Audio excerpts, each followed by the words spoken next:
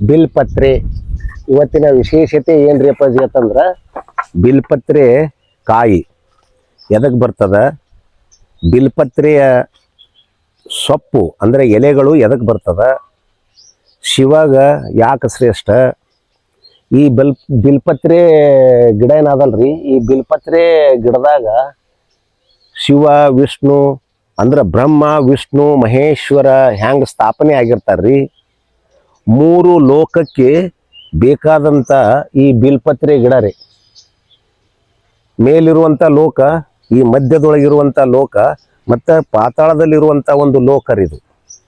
ಅಂದ್ರೆ ಮೂರು ಲೋಕಕ್ಕೆ ಈ ಬಿಲ್ಪತ್ರೆ ಗಿಡದ ಅವಶ್ಯಕತೆ ಇದ್ರಿ. ಈ ಬಿಲ್ಪತ್ರೆ ಗಿಡದ ಎಲೆ ನಾವು ರಸವನ್ನು ಸೇವನೆ ಮಾಡೋದ್ರಿಂದ ಅನೇಕ ರೋಗಗಳನ್ನು ಹೋಗ್ತಾವ್ರಿ.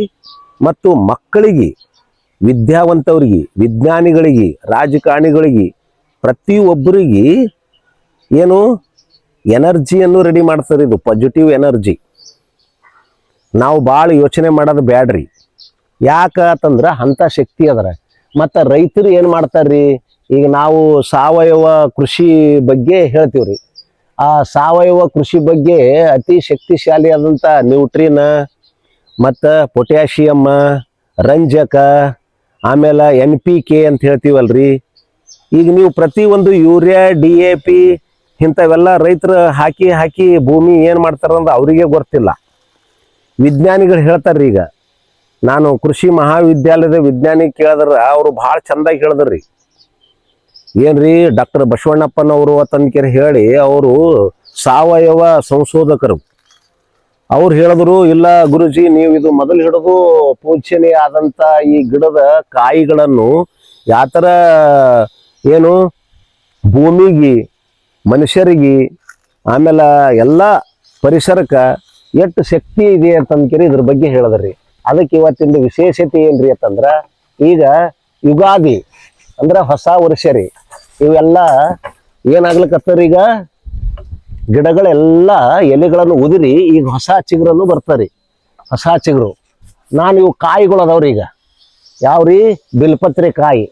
ಈ ಬಿಲ್ಪತ್ರೆ ಕಾಯಿಯನ್ನು ಈಗ ನಾನು ಏನು ಮಾಡ್ತೀನಿ ರೀ, ಔಷಧ ಮಾಡ್ತೀನಿ ರೀ. ಸಾವಯವ ಔಷಧ ಗೊಬ್ಬರ ಅಂದ್ರೆ ಪೊಟ್ಯಾಷಿಯಮ್ಮ, ಏನು NPK ಅಂತ ಹೇಳ್ತೀರಿ, ಯೂರಿಯಾ ಅಂತ ಹೇಳ್ತೀರಿ, DAP ಅಂತ ಹೇಳ್ತೀರಲ್ಲ, ಅದೇ ನಾನು ಈ ಭೂಮಿಗೆ ಈ ಔಷಧವನ್ನು ರೆಡಿ ಮಾಡ್ತೀನಿ ರೀ ಇದರದಿಂದ. ಹಂಗೆ ಇವು ಬರ್ಲಿಕ್ಕತ್ತವ್ರಿ. ಈಗ ಇವೆಲ್ಲ ನಾನೀಗ ಔಷಧವನ್ನು ಮಾಡ್ತೀನಿ ರೀ. ಅಂದ್ರೆ ಅಂಥ ಶಕ್ತಿ ಅಂದ್ರೆ ಇದಕ್ಕೆ. ಅದಕ್ಕೆ ಇದು ಇವತ್ತಿನ ವಿಶೇಷತೆ. ಮತ್ತು ಇದ್ರ ಬಗ್ಗೆ ಎಲ್ಲ ರೋಗಗಳ ಬಗ್ಗೆ ಹೇಳ್ತೀನಿ ರೀ. ಭೂಮಿಗೇನು ಲಾಭ, ಮನುಷ್ಯನಿಗೇನು ಲಾಭ ಅನ್ನೋದು ನಾ ಹೇಳಿಕೊಡ್ತೀನಿ ರೀ ವಿಶೇಷವಾಗಿ. ನೋಡ್ರಿ, ಇವು ಕಾಯಿ ಹಸಿ ಕಾಯಿ, ಒಣಗಿದ ಕಾಯಿ. ಇದು ಒಣಗ್ಯದ್ರಿ, ಇವೆಲ್ಲ ಹಸಿ ಅದಾವ್ರಿ. ಹಸಿ ಕಾಯಿ ರೀ, ಒಣಗಿದ ಕಾಯಿ. ಇದ್ರ ಮಹತ್ವೇನು, ಇದ್ರ ಮಹತ್ವೇನ್ರಿ. ಆಮೇಲೆ ಇವು ಬಿಲ್ಪತ್ರೆ ಅದಾವಲ್ರಿ, ಬಿಲ್ಪತ್ರೆ ಎಲೆ ರೀ. ಒಣಗಿದ ಎಲೆದು ಏನು ಮಹತ್ವ, ಹಸಿದು ಎಲೆದು ಏನು ಮಹತ್ವ ಅನ್ನೋದು ಹೇಳ್ತೀನಿ ರೀ. ಇದೆಲ್ಲ ಈಗ ಚಿಗುರು ಇಲ್ಲಾರ ತೋರ್ಸ್ಲಿಕ್ಕತ್ತೀನಿ ರೀ, ಬರೀ ಕಾಯಿ ಇದ್ದು ತೋರಿಸ್ತೀನಿ ರೀ. ಇದು ಚಿಗುತ್ ಬಳಕ ನಿಮಗೆ ಮತ್ತೊಂದು ವಿಡಿಯೋವನ್ನು ನಾನು ಮಾಡಿ ತೋರಿಸ್ತೀನಿ ರೀ.